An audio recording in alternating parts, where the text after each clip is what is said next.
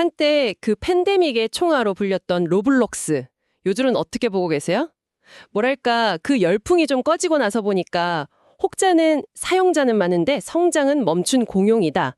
이렇게 말하고 또 다른 쪽에서는 아니다. 여전히 잠재력이 엄청난 이제 막 시작하는 거인이다. 라고도 하죠. 네, 맞아요. 지난 몇 년 동안 시장을 가장 혼란스럽게 만든 질문 중 하나였죠.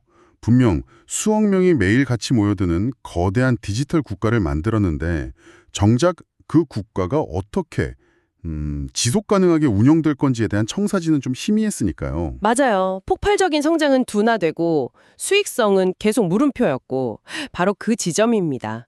그런데 2025년이 그 희미했던 청사진에 아주 중요한 선들이 좀 그려지기 시작한 한 해였어요.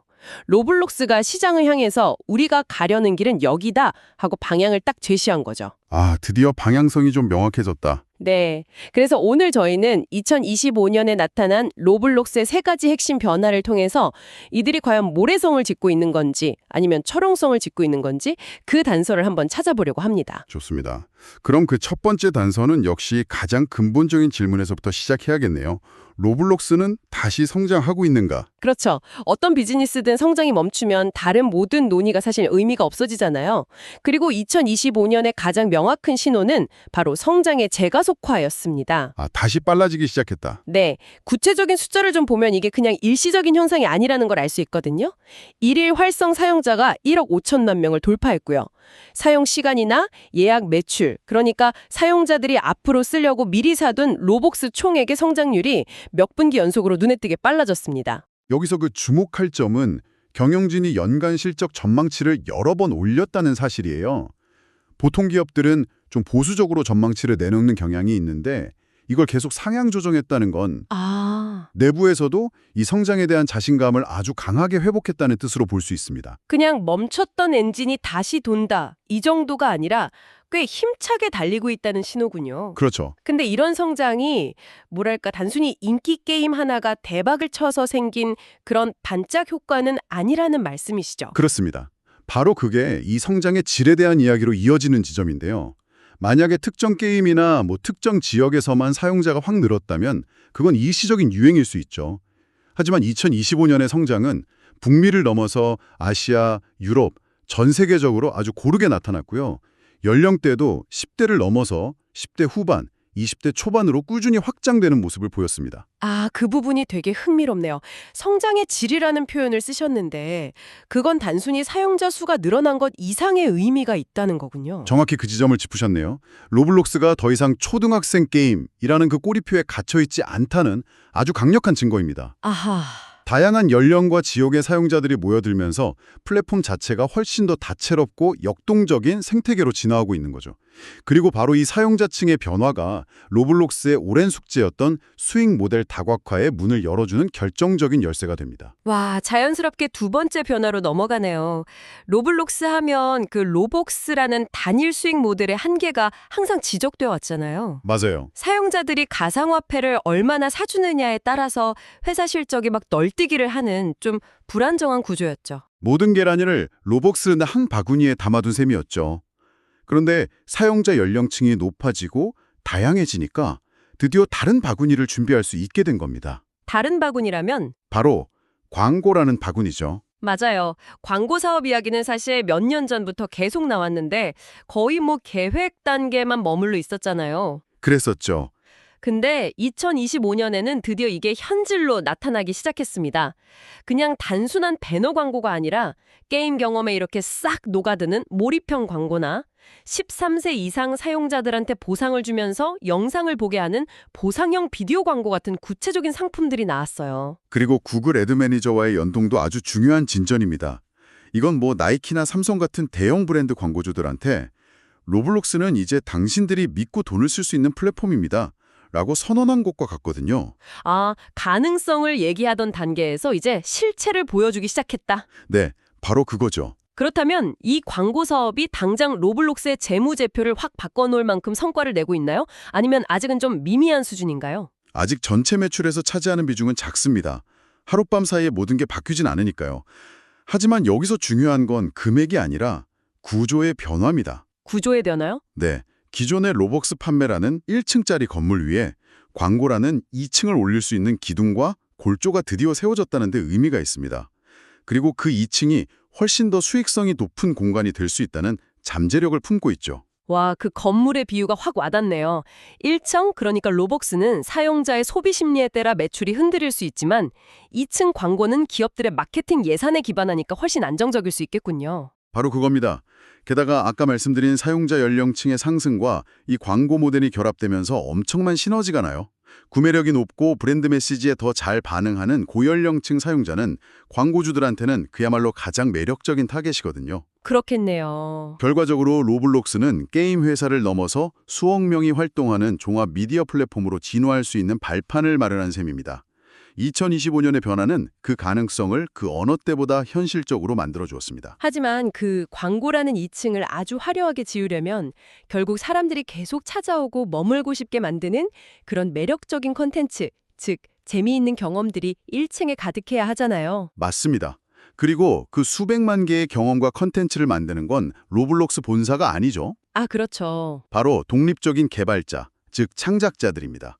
여기서부터 로블록스의 가장 빛나는 부분이자 동시에 가장 풀기 어려운 딜레마가 시작됩니다. 세 번째 변화, 창작자 플랫폼의 강화와 그 이면의 트레이드오프에 대한 이야기군요. 네, 2025년은 이 창작자 생태계가 그 어느 때보다 폭발적으로 성장한 해이기도 합니다.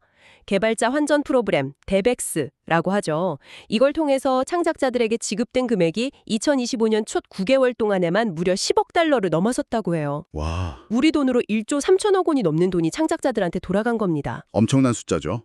여기에 AI 기반 코딩 지원이나 3D 모델 자동 생성 같은 도구들이 도입되면서 전문 개발자가 아니더라도 아이디어만 있으면 누구나 자기만의 세계를 만들 수 있는 문턱이 훨씬 낮아졌고요. 아, 바로 그 지점에서 로블록스 특유의 선순환 구조가 아주 강력하게 작동하기 시작하는 거네요.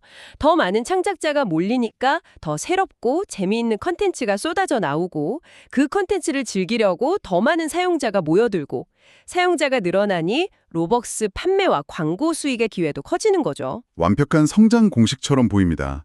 그리고 실제로 지난 10여 년간 로블록스를 이끌어온 핵심 동력이 바로 이 선순환 구조였죠.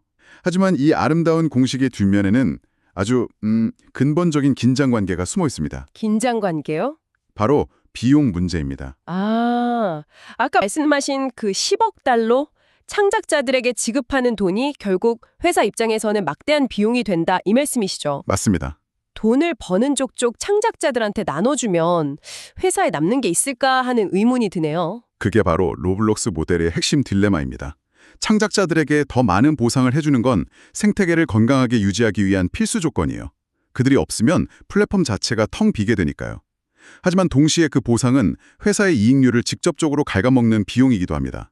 혹시 다른 플랫폼이랑 비교해서 설명해 주실 수 있을까요? 예를 들어 유튜브도 크리에이터한테 수익을 배분하는데 로블록스의 모델이 특별히 더 어려운 점이 있나요? 아주 좋은 질문입니다. 유튜브나 틱톡은 광고 수익이 발생하면 그중 일부를 창작자와 나누는 수익 공유 모델이잖아요. 네, 그렇죠. 하지만 로블록스는 사용자가 쓴 돈, 즉 로벅스를 창작자가 벌어들이면 그걸 다시 달러로 환전해주는 훨씬 더 직접적인 비용 구조를 가지고 있습니다.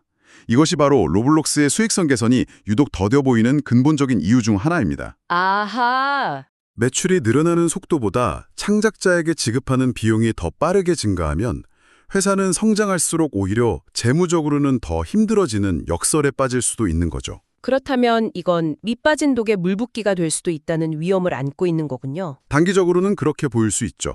하지만 로블록스 경영진은 이걸 단순 비용이 아니라 미래 콘텐츠 확보를 위한 가장 확실한 투자라고 주장합니다. 투자다. 네. 유튜브가 초창기에 수익성 없이 크리에이터 생태계에 막대하게 투자했던 것과 같은 논리입니다. 다만 그 투자가 과연 언제쯤 안정적인 수익이라는 열매를 맺을지가 관건인 거죠. 그렇군요. 이건 단순히 해결해야 할 문제라기보다는 투자자들이 반드시 이해하고 감수해야 할 이 비즈니스 모델의 고유한 특징이라고 봐야겠네요. 바로 그겁니다. 로블록스의 가치는 수백만 창작자들에게 힘을 실어주는 데서 나오지만 진정한 수익성은 그 탄탄한 기반 위에 광고와 같은 고수익 사업을 얼마나 성공적으로 쌓아 올리느냐에 달려 있습니다. 창작자 생태계는 로블록스의 가장 큰 비용인 동시에 그 누구도 따라할 수 없는 가장 강력한 자산인 셈이죠. 자, 그럼 오늘 우리가 살펴본 세 가지 변화를 종합해서 다시 처음의 질문으로 돌아가 보죠. 로블록스는 모래성을 짓고 있는 걸까요? 아니면 철옹성을 짓고 있는 걸까요? 2025년의 변화들은 우리에게 어떤 답을 주고 있습니까? 2025년은 로블록스가 재설정의 버튼을 누른 해였다고 생각합니다.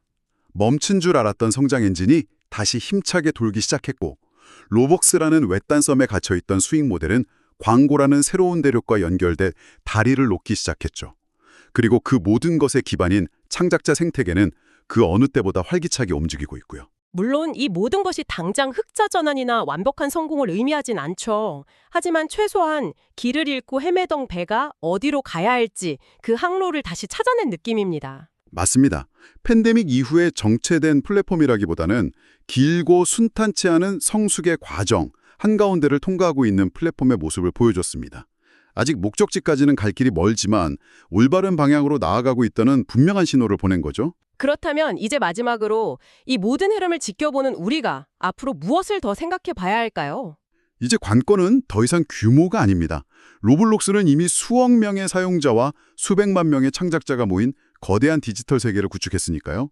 이제부터의 질문은 지속 가능성에 대한 것입니다. 여러분께 마지막으로 생각해 볼 질문 하나를 남기겠습니다.